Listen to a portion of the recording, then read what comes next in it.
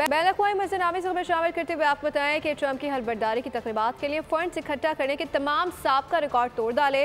Fund reserve से $17 करोड़ इकट्ठा कर लिए हैं। व्हाइट हाउस की शाहाना तक़रीबात में $1 मिलियन खर्च होंगे।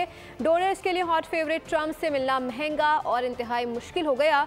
$10 लाख फंड देने के बावजूद भी ट्रंप और नायब सदर JD वैंस के साथ इशाई में शिरकत करने के 50-50 चांसेस हैं।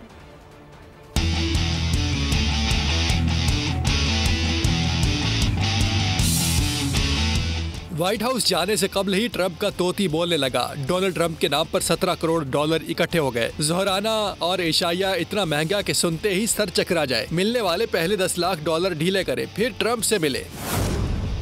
अमेरिकी इलेक्शन जीतने के बाद रिवाज है कि व्हाइट हाउस में इफ्तिताही कमेटी एक तकरीब मुनाकिद कर दी है, जिसके लिए फंड्स इकट्ठे किए जाते हैं। बरतानवी अखबार द गार्जियन के मुताबिक 17 जनवरी को हलफ बर्दारी की तकरीब के लिए इस बार $17 करोड़ इकट्ठे हुए, जिसने साबिका तमाम रिकॉर्ड्स तोड़ डाले। डोनर्स ने दिल खोल कर फंड्स दिए। किसी ने $10 लाख तो किसी ने $20 लाख तक रकम फराहम की। 2021 में जो बाइडन की हलफ बर्दारी के लिए $62 मिलियन जमा हुए। 2016 में ट्रंप की पहली हलफ बर्दारी के मौके पर 106 मिलियन इकट्ठे हुए थे।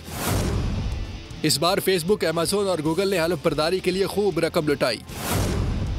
इफ्तिताही तकरीबात लॉबिंग करने वालों के लिए अहम होती है। इनको नई इंतजामिया से असर और सूख बढ़ाने का मौका मिलता है।